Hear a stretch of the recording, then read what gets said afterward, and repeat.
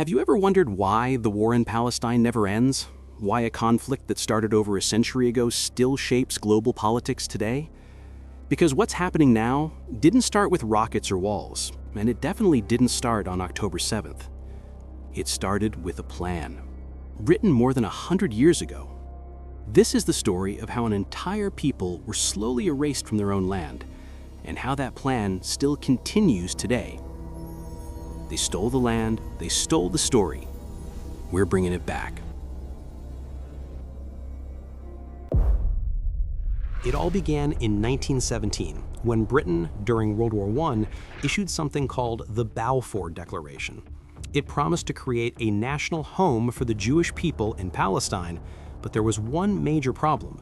Palestine was already home to Palestinians, Muslims, Christians, and Jews who had lived together peacefully for centuries. After the war, Britain took control of the land under the British Mandate and slowly began allowing Jewish immigration from Europe, which was, by the way, initially welcomed by the Palestinian people, who opened their doors to refugees escaping persecution and war. But instead of creating safety for all, this new system created inequality. British soldiers protected new Zionist settlements while Palestinians lost land and rights. By the 1930s, protests turned into uprisings, like the Arab Revolt of 1936, brutally crushed by the British with help from Zionist militias. And when the British left, they didn't leave peace behind, they left chaos. In 1947, the United Nations proposed a partition plan, splitting Palestine into two states. Even though Palestinians made up 2/3 of the population, they were given less than half the land. When Palestinians rejected the plan, Zionist militias launched attacks. In 1948, Israel declared independence, and what followed was called El-Nakba, the catastrophe. Over 750,000 Palestinians were expelled or fled their homes. More than 500 villages were destroyed, their names erased, replaced by new Israeli towns. One of the most horrific moments was the Deir Yassin massacre, where over 100 civilians were killed. The world called it a war for independence. Palestinians called it the beginning of exile. And for those who survived, exile wasn't the end, it was only the beginning. After 1948, Israel controlled 78% of historic Palestine, far more than the UN plan allowed. The remaining land, the West Bank, East Jerusalem, and Gaza came under Jordanian and Egyptian control. But in 1967, Israel launched the Six-Day War, defeating Arab armies and seizing all remaining Palestinian land. That's when the modern military occupation began. Checkpoints, military rule, and illegal settlements spread quickly across the West Bank and East Jerusalem. In Gaza, families were trapped under Israeli control.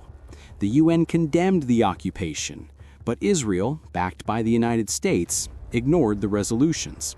And while Israel built walls, Palestinians built something else: resistance. By the 1980s, decades of oppression boiled over into open uprising.